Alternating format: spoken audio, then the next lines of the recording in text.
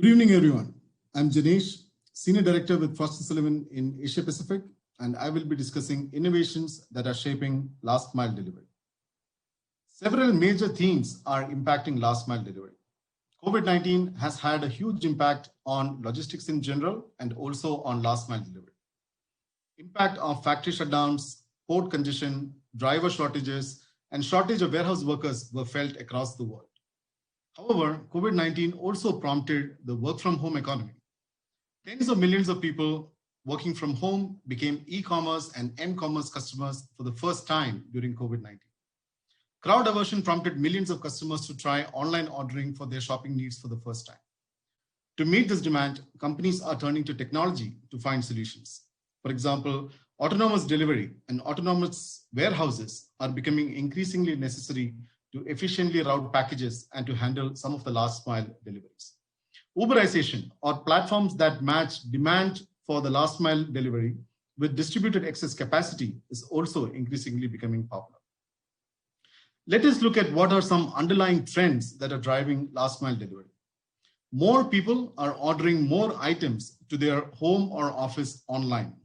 Globally, e-commerce accounts for 13% of all retail sales. This percentage is largest in Asia, where e-commerce accounts for 20% of retail sales.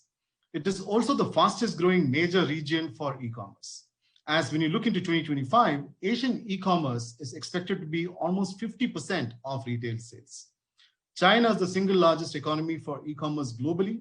It is also among the fastest growing, recording more than 20% year-on-year growth for e-commerce sales. Of course, when online orders increase, the market for last mile delivery to homes and offices also increases. Asia Pacific is the largest and fastest growing e-commerce region in the world. In 2020, APAC was 42% of the global last mile delivery market. And looking ahead into 2025, Asia Pacific will be close to 50% of the global last mile delivery market. More than 1,000 new last mile delivery companies backed with strong VC and PE capital is entering the space. The e-commerce boom has also come with several challenges. First of those are in terms of labor cost of last mile delivery. This can be up to 70% of last mile delivery cost.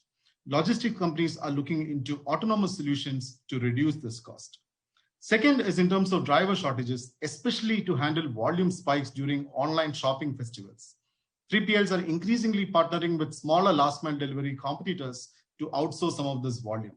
We also see traditional ride-hailing companies moving some of their capacity towards delivering packages. Another huge challenge is in terms of failed deliveries. This usually happens when the receiver is not at home, as is common in many urban cities where everybody goes out to work or school during the day.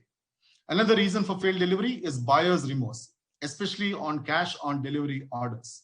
Companies are trying to solve these challenges in multiple forms. For example, digital lockers near to recipient homes with a PIN authentication that is sent to a receiver's mobile phone can provide delivery confirmation and is becoming increasingly popular. Another area that logistics companies are looking into is in terms of reducing the time to delivery. Instead of 1 to 2 days, whether they can reduce it to 1 to 2 hours to overcome delivery rejections due to buyer's remorse.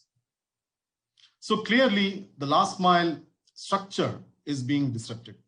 Earlier, pickup for last mile used to happen from a warehouse usually outside of the city limits, picked up by vans and two-wheelers and delivered to a recipient's home or office. All of these three stages are being disrupted. Pickup locations are converting into mobile warehouses, distributed warehouses, etc. Fulfillment is happening with drones, ground robots, etc., and more so in future. Even delivery destination doesn't have to be home or office. It can be to lockers, it can be to cars, etc. High labor cost of last mile is creating new opportunity for autonomous platform vendors. One such opportunity is robot as a service. So instead of hiring a person or buying a robot, you rent a robot and pay for performance like pay for delivery. Companies like Marble, Starship, Neuro have already started providing robot as a service. This also presents an opportunity for automotive companies because as cars become more autonomous, it provides an opportunity to tap into some of this logistics volume. We can see Ford and Toyota already acting on this opportunity. Several firms in Asia Pacific are using or testing autonomous vehicle for last mile delivery. China is ahead in Asia Pacific. Many of their e-commerce companies are actively testing and using autonomous vehicles for last mile delivery. Japan's Rakuten is also trialing both ground robots and drones for last mile delivery, and they have also partnered with Chinese JD.com for autonomous delivery robots. Customer expectation is changing quite fast. They are going from expecting a package in 1 or 2 days to instant real-time format. Consider this. When you order your food on Uber Eats or Grab Food or Food Panda, a driver is immediately assigned to you, and you see the rider going to the restaurant in real time, picking up your item and delivering to you in a few minutes. Why can't you expect the same thing when you order a new iPhone? Consumers are increasingly expecting this level of efficiency for their e-commerce purchases. When we plot the efficiency of various e-commerce delivery solutions along two axes, on the x-axis, which is the speed of delivery, and on the y-axis, which is the cost on delivery, we can clearly see that there is a lot of advantage in pursuing autonomous opportunities. This is mainly because good speed as well as reduced labor cost when you're using autonomous delivery solutions. Clearly, the last mile is seeing unprecedented innovation. Over $27 billion have been invested into last mile delivery startups since 2011. Several of these companies are now unicorns with a valuation of more than $1 billion. We have tracked more than 2,300 funding rounds into last mile startups, and over 3,400 institutional investors have made investments into last mile logistics. So what are our key predictions for last mile delivery? Number one, drones are getting popular. They are among the fastest and cheapest for last mile delivery. Several automotive companies are also testing truck plus drone concepts for last mile delivery. This is a space to watch. Number two, autonomous will take center stage. Automotive OEMs working on driverless cars will need to observe this trend to see how autonomous car and robot as a service business models can be leveraged for logistics and last mile delivery opportunities.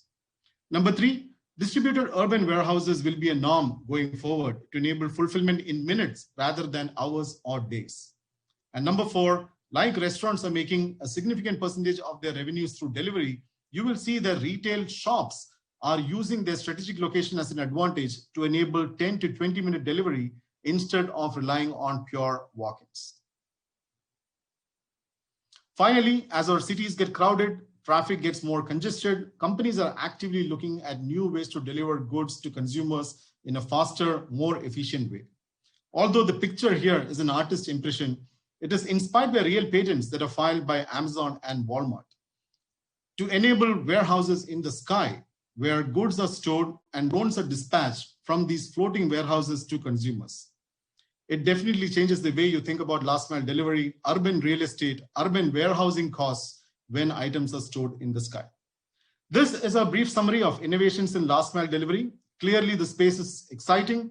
There's a lot of new players entering this space, and there's a lot of interest from financial markets into this space as well. Thanks very much for joining this session. Good afternoon, everybody. I'm very happy to be here in this very interesting conference by Frost & Sullivan, and really appreciate that I've been invited to share my thoughts on the future of last mile with all of you. And I look forward to the panel after this short presentation that I will share on my views, and also hopefully trigger some initial thoughts from my panel friends that we will be talking about this topic later on. My name is May. I'm responsible for supply chain and analytics consulting within DHL. And this is a division that helps our business across all the regions on different topics from operations, market entry, as well as supply chain, future of supply chain.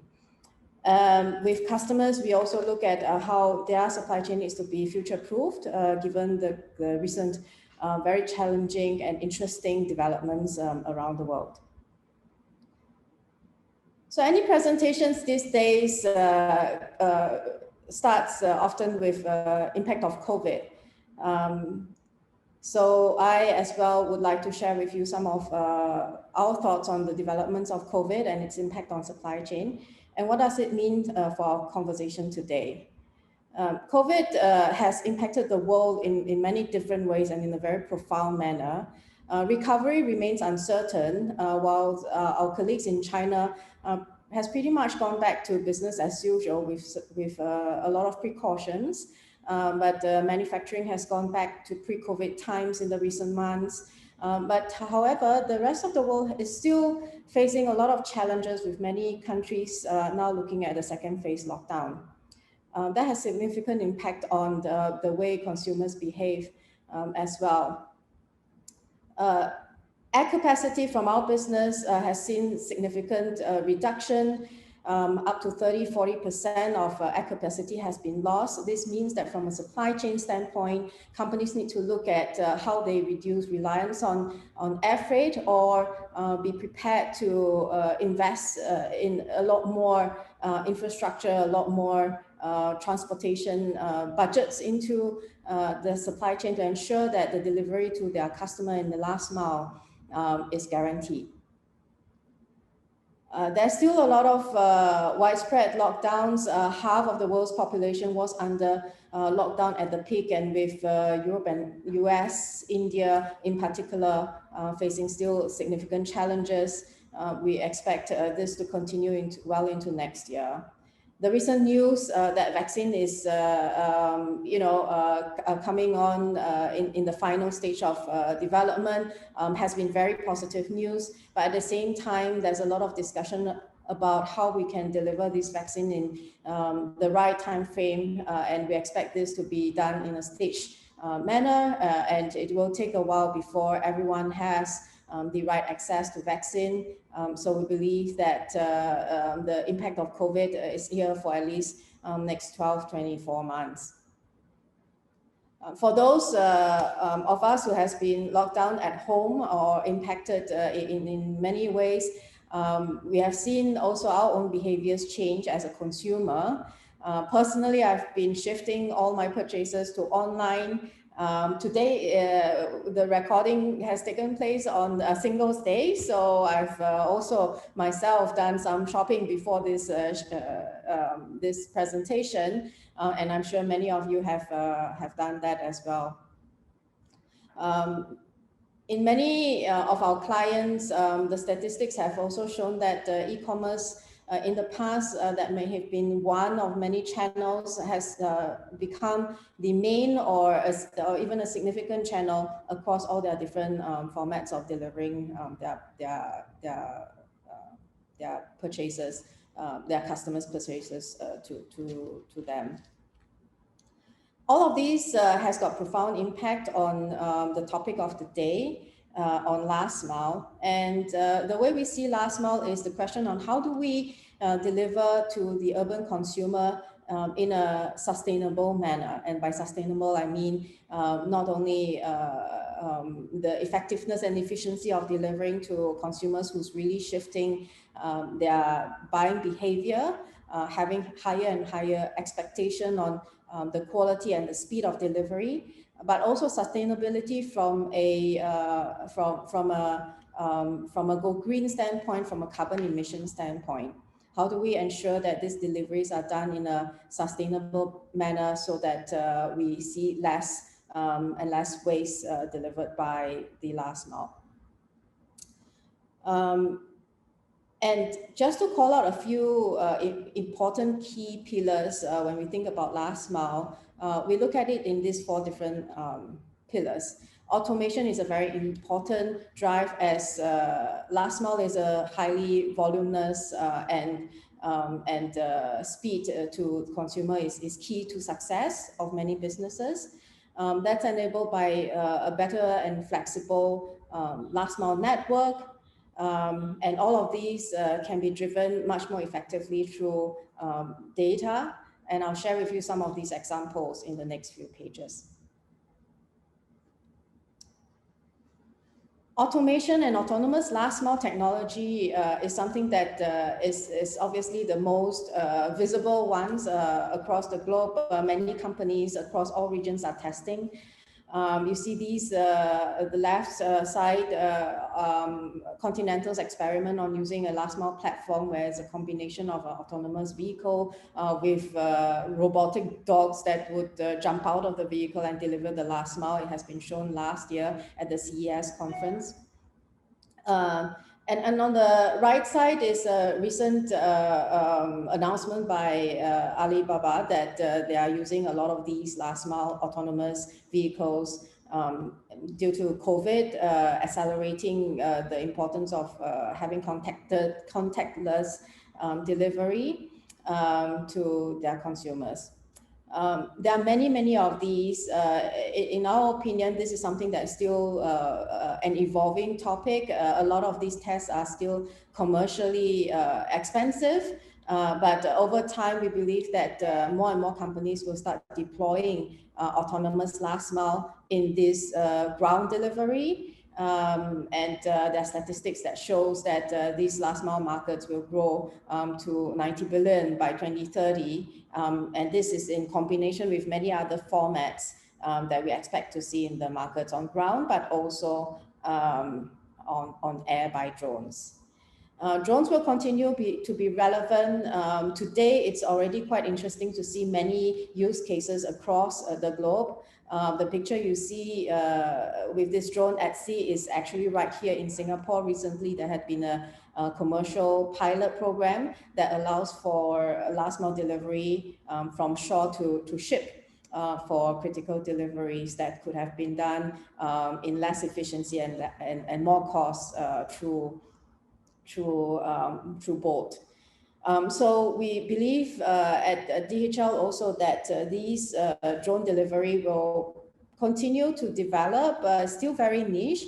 Over time, there will be more and more deployment, but today we do see that because of difficulty in adoption in different countries due to regulation, due to the ability to deploy them at large scale due to cost reasons, as well as technology is still fairly limiting in terms of tonnage weight. There's a lot of development on that, and we expect to see more and more deployment as governments figure out the regulatory ways to afford, to allow for such drone operations, and also the technology-wise, the ability to increase the payload of drones.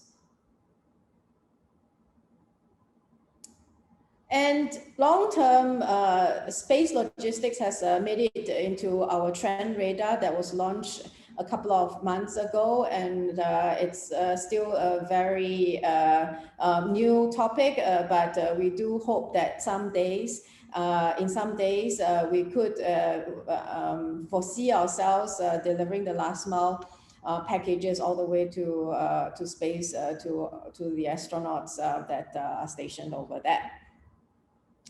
But coming closer to home, with e-commerce really spiking, and our customers are all coming to us to try to understand how we can be more effective in delivering the last mile, which is becoming more and more inefficient, more and more challenging, particularly in developing markets where infrastructure is constrained.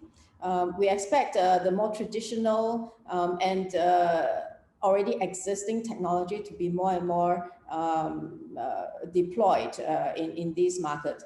Packstation, for example, is one which had been launched in Germany for the first time within the Deutsche Post network already 10 years ago, is starting to see a lot of interest and deployment all across the globe. Parcel shops is very traditional, but in many markets, these are the main ways where deliveries can be made. Platforms like what we have at DHL on-demand delivery allows our customers now to see where their parcels are and make decisions on where the last mile is to be placed, as well as more go green formats like push bikes or electric vehicles are ones that all last mile delivery companies are looking at actively to beef up their last mile solutions. With all these different formats, of course, there are interesting challenges and opportunities. We are very focused on Go Green. This is a picture of what we recently launched in Miami, where we expect to reduce 100,000 kilograms of carbon.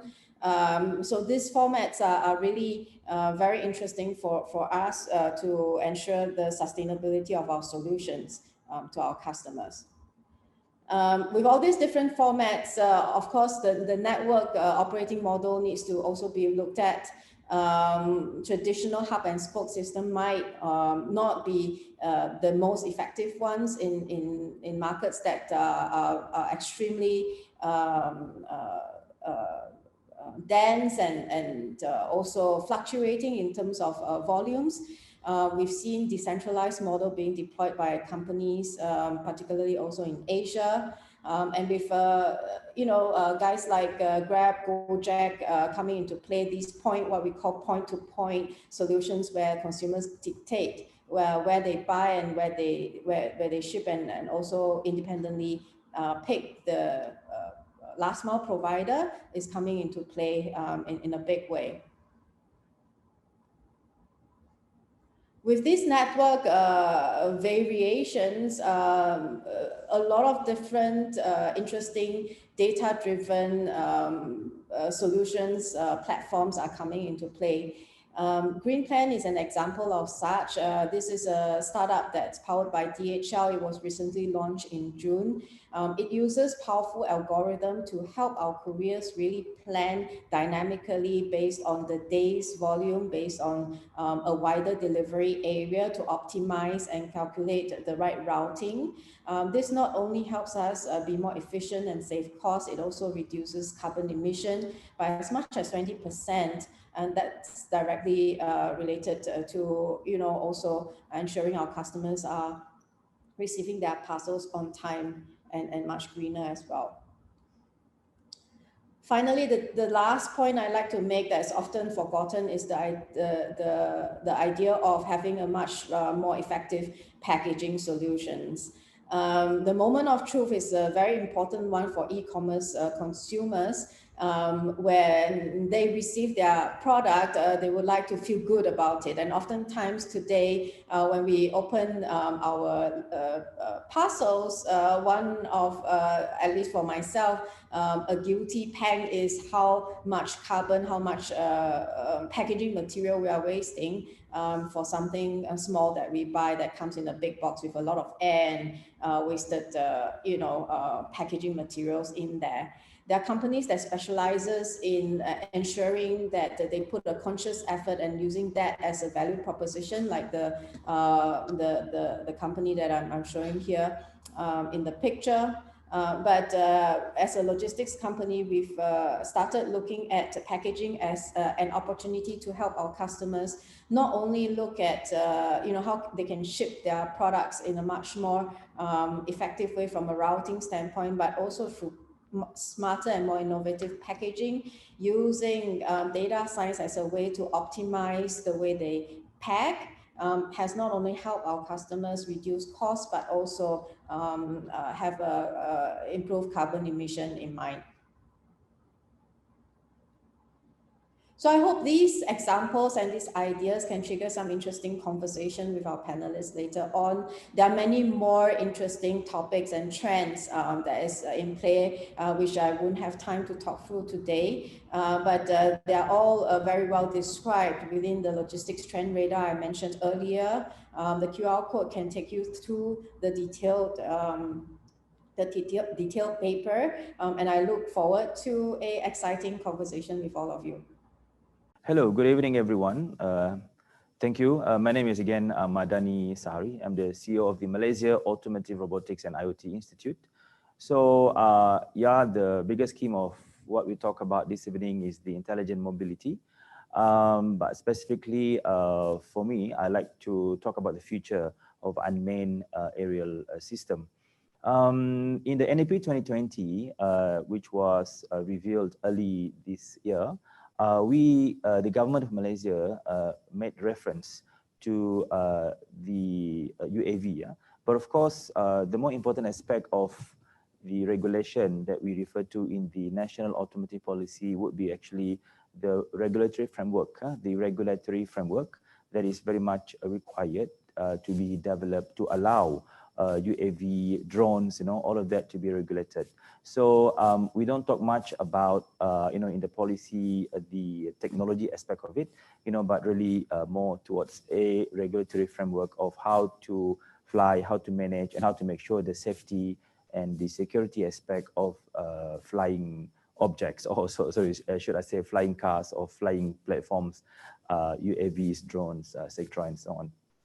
But we do have a roadmap that entails actually the details of what we refer to as flying platforms. And in that particular roadmap, we refer to as hardware aspect of it, the software aspect of it, and the services that are related to drones, UAVs, and etc. So we make reference to the hardware as in the UAV manufacturers. They are to manufacture the UAV, either it's for commercial or for any kind of client applications, but basically it's about incentivizing, it's about promoting the manufacturing of UAV, including drones in the country. Second part of it, which we feel is more important, would be really the aspect of software. This is where we have been working with several companies and mostly startup companies or technology companies for them to develop the UAV software platforms, that are integrated with the hardware components. And the focus here would be really on the big data, artificial intelligence, and the cloud services. And again, this is the bigger picture of the National Automotive Policy 2020, whereby big data, AI, and cloud are some of the features that are very highly promoted, not only meant for UAVs, drones, and etc., but really for connectivity, for connected vehicles, for smart vehicles, or what we call the next generation vehicles in Malaysia. So really, we think that software platforms are the backbone of the UAV technology, and companies in this space, they really need to constantly upgrade their solutions with technological advancements. The next part of the UAS ecosystem we refer to as the drone service providers. These are providers that offer professional UAV services that will meet the requirements of the customer. Some of them would offer certified UAV pilots for hiring, while others can offer business solutions towards providing on-demand services. This is part and parcel of what we promote as mobility as a service, MAS ecosystem, as in delivery, surveillance, etc., and so on. The other aspect of what I like to talk about would be the key disruptive technologies that are related with all of these UAV and ecosystem. Of course, we are referring to 5G, really the 5G connectivity is the requirement for this to happen. And at the same time, it is disruptive in its nature. Additive manufacturing is another process that we highly promote for the purposes of prototyping, production, and replacement of drone and parts. While again, big data and artificial intelligence, these are the module, these are the features of what are being promoted to ensure that data captured during any flight or during any kind of application using UAV, this data are then able to be integrated and able to be analyzed properly. Blockchain is the way forward, we think. Blockchain is really way forward to ensure data security and also including inventory, and also to identify the management aspect of the whole system. AR, VR, these are again among the features that could increase control and command of the drone. So really application of AR and VR are also important, also pertinent, in the case of part and parcel of this UAS ecosystem. The other aspect I like to talk about would be the application, the areas where this UAS, UAV could be applied. One is definitely aerospace and defense. The other one is automotive, transportation, and logistics. We're also talking about minerals and mining. We refer to environment and building technologies now, to to start to undertake UAV for maintenance purposes. Healthcare is another aspect of application that could use UAV. We are talking about, the deliveries of medicine into rural areas. Industrial automation and process control, there's again a very important application that could be deployed with UAV and UAS. And of course, consumer technologies. Okay, there's really some aspects of technologies where consumer would greatly benefit from the application of UAVs. Then the key opportunities really, what's important in these aspects would be providing that businesses, providing that entrepreneurship to the community, to the people, to Malaysians specifically, and to really the community in the region, in ASEAN, to the world. So key opportunities as in, earlier on we talk about aerospace and defense. It's really about efficiency in unmanning of the surveillance operation. Border control is becoming more and more important, with real-time monitoring. While surveying and mapping, site planning, the risk assessment, all of that are really part and parcel of carrying out good surveying and mapping. Transport and automotive, is all about providing real-time traffic data, imaging, understanding of congestion, even the weather system, how they will affect the congestion, the traffic flow, etc., and so on. The asset management, we talk about building early on, it's really monitoring of the real estate, even livestock to that matter, and as well as asset as in plantations, so that's also part of the deployment in agriculture. Forest regeneration, we think that's another important aspect of opportunity that could be used as we use UAV as a tool, to proper manage forest. Pest control really, is also important. Early on, I talked about mobility as a service, so delivery services for like parcels and goods, disaster management, communication tools for V2X ecosystem, etc., and so on. So really an important aspect of opportunity that could then be deployed using drones and UAV.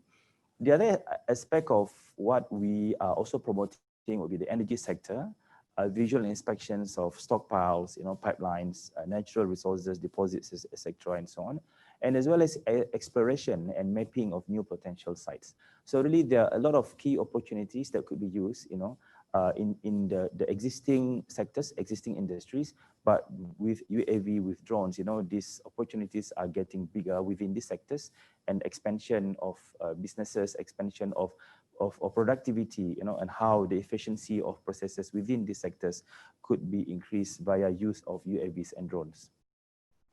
There are challenges. We admit the fact that various challenges are being faced, and that's one of the reasons why in the policy itself we call for a regulatory framework. So we call for a regulatory restrictions. In the areas of UAV operation that shall get a civil aviation authority for work. There should be a dedicated A zone, not more than 400 feet above the ground. That's really an example, but of course, 400 feet is not cast in stone, so it's really something that should be reviewed from time to time. And as well as the weight of the UAV itself, for now we are saying example 20 kilograms, but really that's something depending on technology, depending on other aspects of safety that could be reviewed. And also for the pilot, for the UAV pilot, they need to maintain direct visual line of sight during the operations, The other challenge that we are trying to manage now would be talent and expertise. So most of the commercial UAV is operated by human operators. This requires competent skills. So at this point in time, the certified UAV operators is insufficient, and therefore that's something that we need to propagate. We need to promote more of certification program for UAV operators, and piloting ground for commercial UAV is also necessary. So that's another area, to develop, to make sure that there are various areas where the piloting ground is feasible.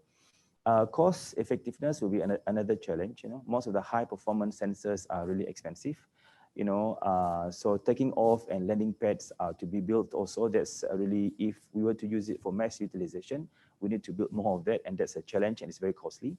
And the cost of operation may be high also in the beginning, yeah. But again, these are really some of the challenges, including the safe operations of the UAV, as we talk about the commercial UAV shall be certified as airworthiness.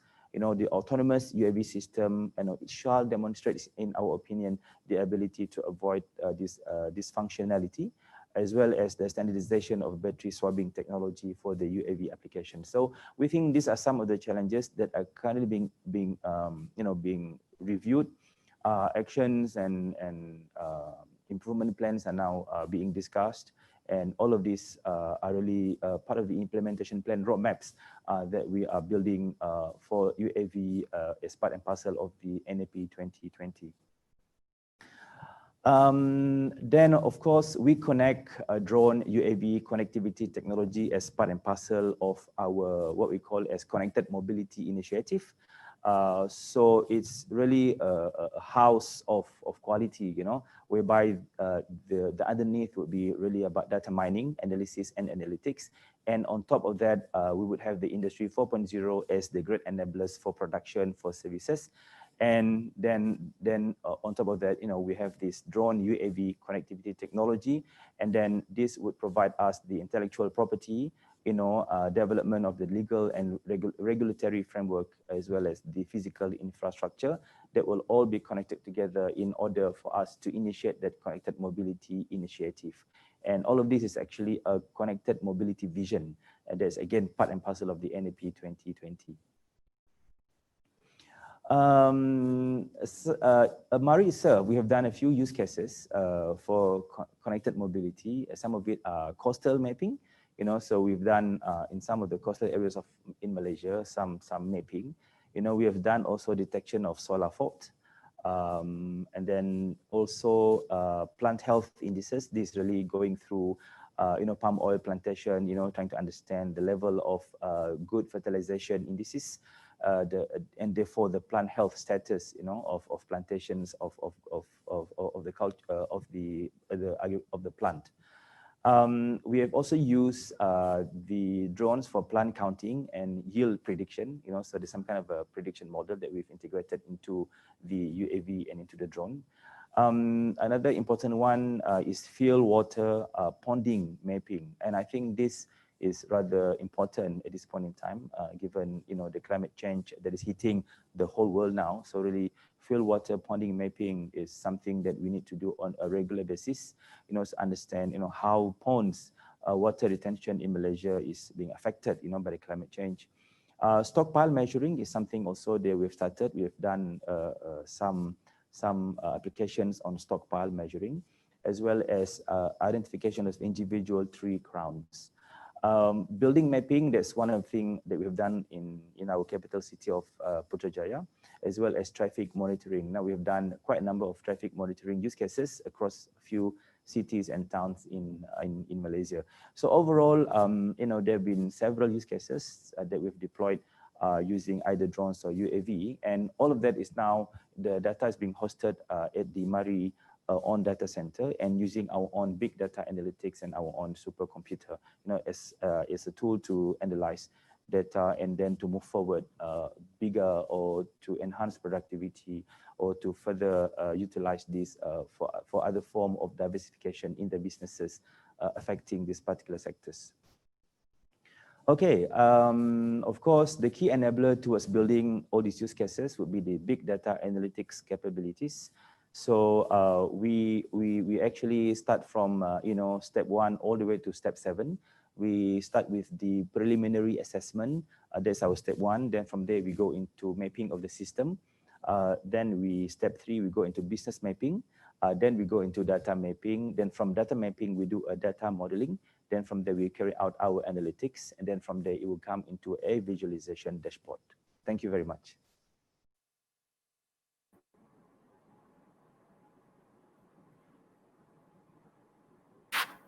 Hello, everybody.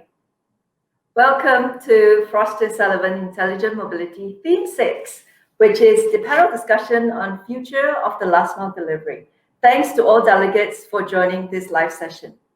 My name is Cindy Gan, and it is my pleasure to welcome our panel members. We do have, as you can see on the screen, Dato' Madani is one of the panel. Unfortunately, due to some technical issues, we are unable to get him connected on this, but we do have some questions that was posed during his presentation. We will be addressing them, and we will connect with you separately on that. With that, let me introduce the rest of the panel that we have. We have Pao Mei from DHL, Eugene Lee from GoGoX, Shen Ong from Lalamove, and Janesh from Frost & Sullivan to share our presentation and their point of view of this panel discussion. So very excited to have them on board. So if you have any questions, there is a chat bot on your right.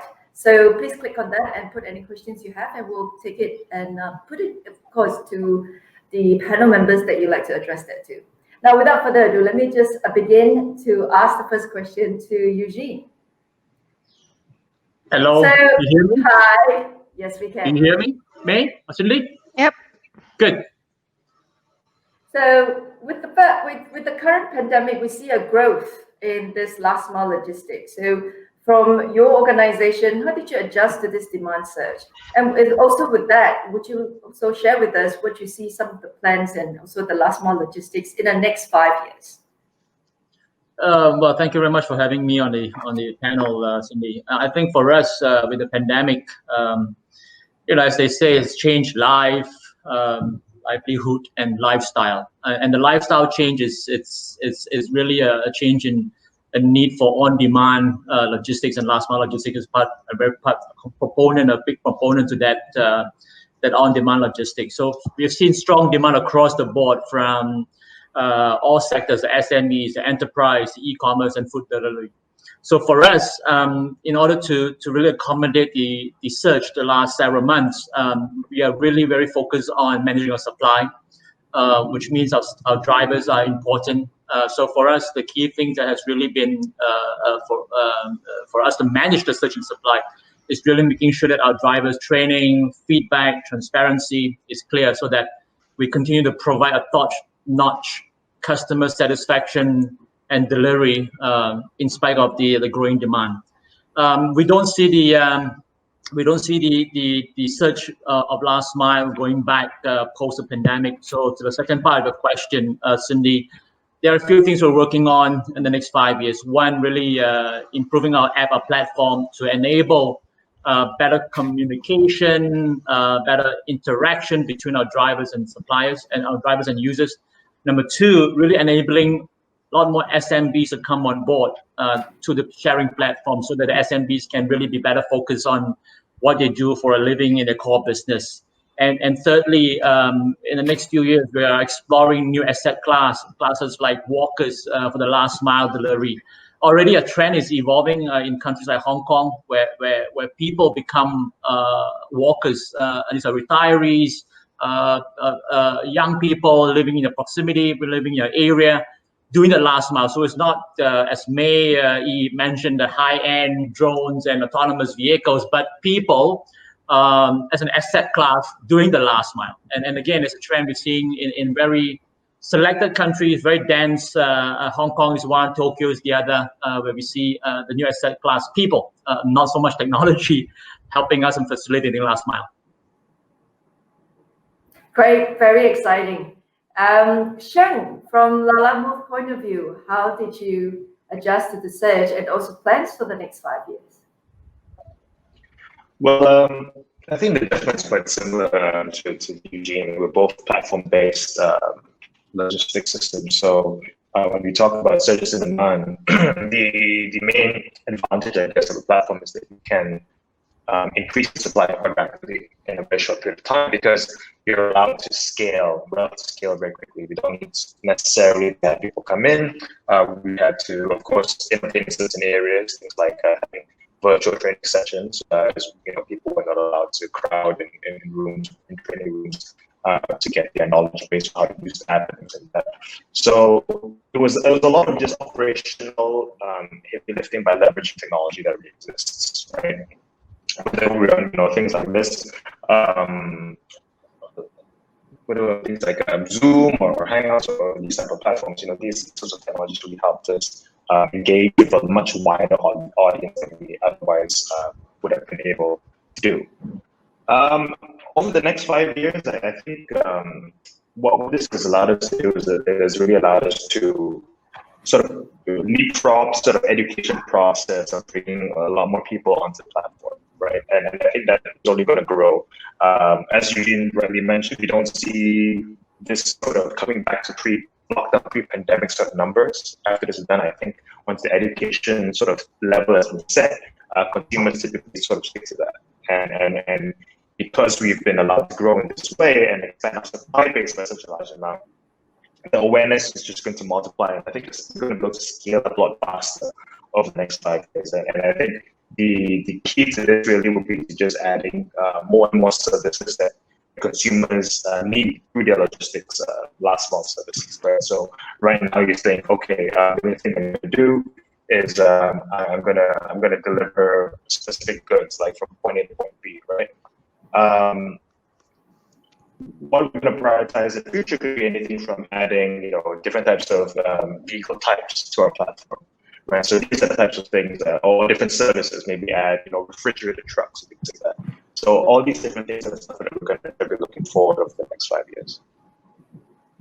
Wonderful, thank you.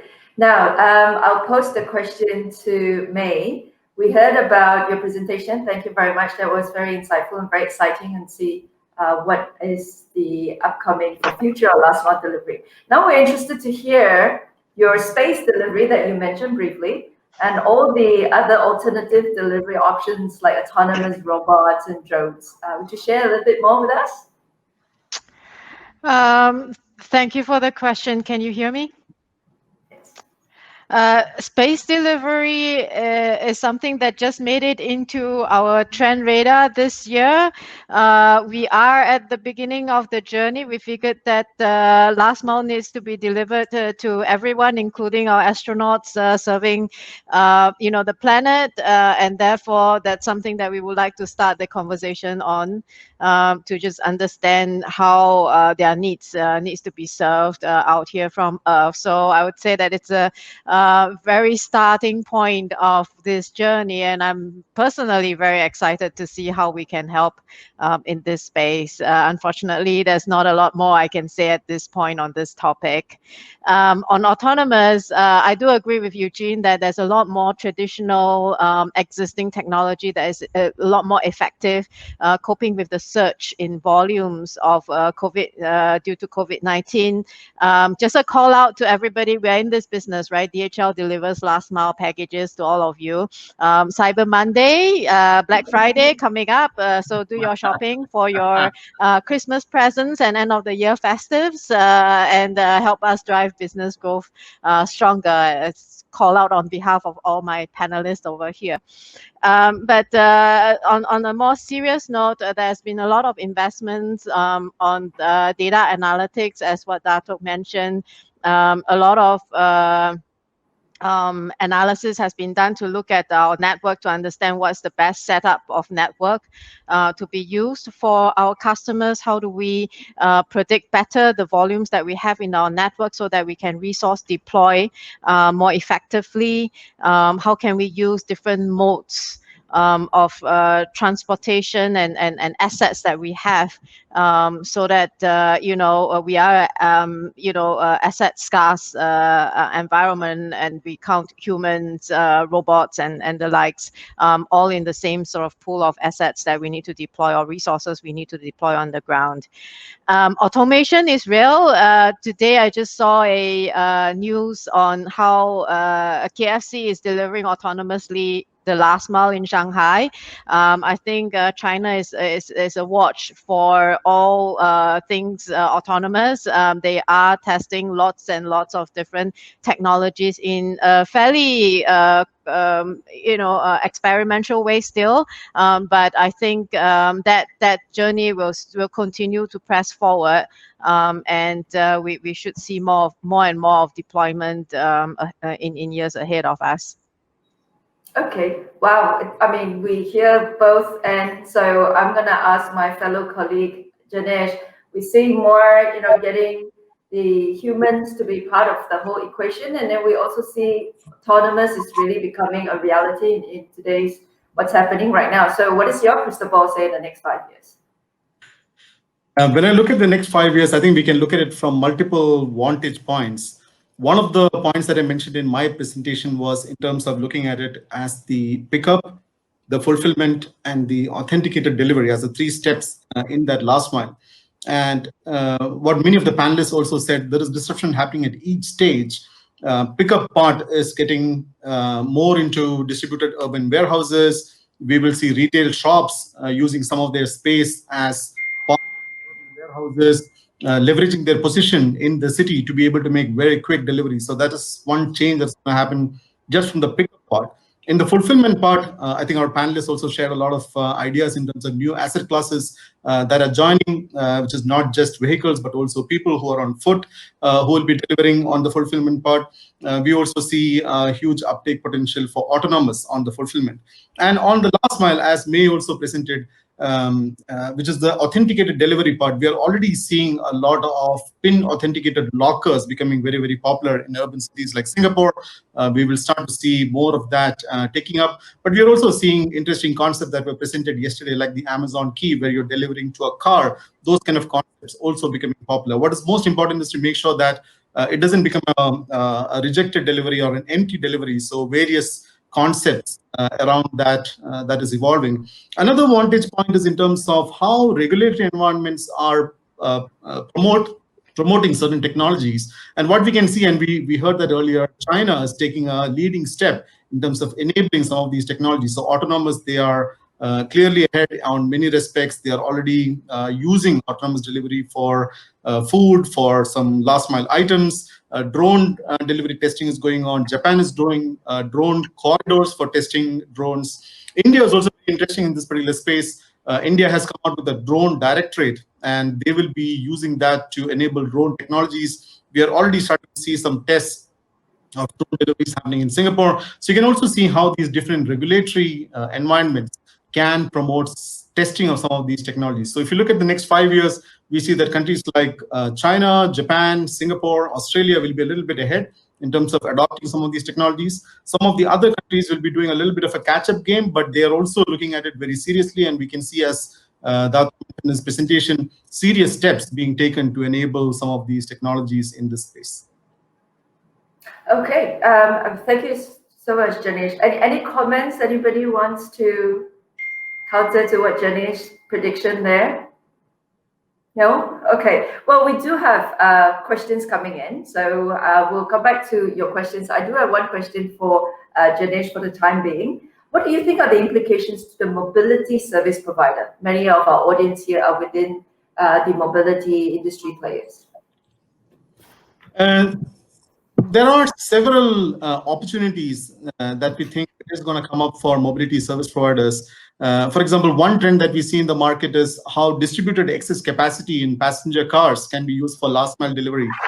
Companies Grab, Gojek, etc. are already using this. At the beginning of COVID-19, they saw a sharp decrease in passenger numbers, and they could use some of that excess capacity that they had for last mile delivery. So that is one thing that we think will continue to be a mainstay in terms of their play in the last mile delivery space.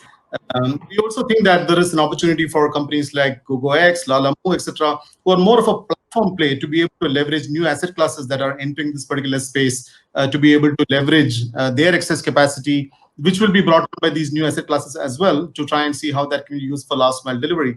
We also think there are opportunities for OEMs, in mobility OEMs in last mile delivery, which is that when cars become more and more autonomous, we can already see tests that are happening from Toyota, Ford, etc., where they're trying to use autonomous cars for last mile delivery services. We also see OEMs like Daimler who are experimenting with truck plus drone kind of combinations. So clearly, as this industry moves forward on the direction of autonomous, you can see more OEMs also having a play in last mile logistics. They're currently exploring this through partnerships. We'll be watching this space very closely. Okay, thank you. So now, can I maybe echo one more point from my view? I think there's also this whole route optimization SaaS model, right? We talked about the platform, we talked about OEM, but there's also an evolving trend where if you're a fleet mobility service provider, you have 20 trucks. How do you get more efficient? And there is several companies out there that does nothing but specifically provide route optimization software as a service to allow mobility providers that don't want to jump on a platform like ours to really optimize their fleet. So that's one direction I think I think they should be looking to as well. Okay, great. Now me pose one last question. I think we kind of been overrun on the session as well. So the question that I have maybe for all three, GoGoX, Lalamove, and DHL, with this increase in demand, also people staying from home because of the COVID, everything from home, how do you assess the need for temperature-controlled last-mile delivery solutions in the coming years? Eugene? Temperature control is actually, I think Shen mentioned it earlier, in the last-mile delivery as an asset class, refrigerated truck is a very highly sought after asset class today. They're very expensive. Not many of them on the road. So right now I think it's questionable. If you're in food delivery today, people come in a little styrofoam box with your food inside, but they don't measure whether it's been there for 15 minutes, 30 minutes, whether it's been 25 degrees or 35 degrees over. And I think more importantly, as we look at the COVID situation, there are some solution on the vaccine side that requires minus 70 degrees for transportation. Now, I think that question, as Cindy would pose, not only for us but for the entire, especially the last mile, where temperature controlled vehicles today are very expensive. I don't see a solution near term to get the price down. And certainly, I think as health and food delivery becomes and vaccine delivery becomes more and more important in the next several years, we have to deal with that question. So I don't have an answer for you, but certainly I think it'll be a challenge. I think some of the companies like DHL and FedEx are looking into making it cost effectively, but again, it's a challenge that I don't think anybody, as far as I know, has an immediate solution to. Shen, any lights to this? You see a light in the tunnel for temperature control? I think it's difficult, as Eugene mentioned. I think considerable amount of innovation needs to in that space. Up until very, very recently, I don't think that anyone really has paid attention to this too much. People have been very much relying on companies or fleets that build their high capacity on temperature-controlled vehicles to run the service, which, to be honest, is quite inefficient as a way to source for your supply, right? I think what's going to need to happen is that platforms are going to have to work with some of these fleets and maybe some of these individuals who have these type of trucks to really sort of maybe provide a new way of pricing for the market, because I think currently pricing for control trucks is incredibly inefficient in general anyway. And it's not going to be easy. I think the real key will be innovation in terms of how these trucks are built and how these trucks are run.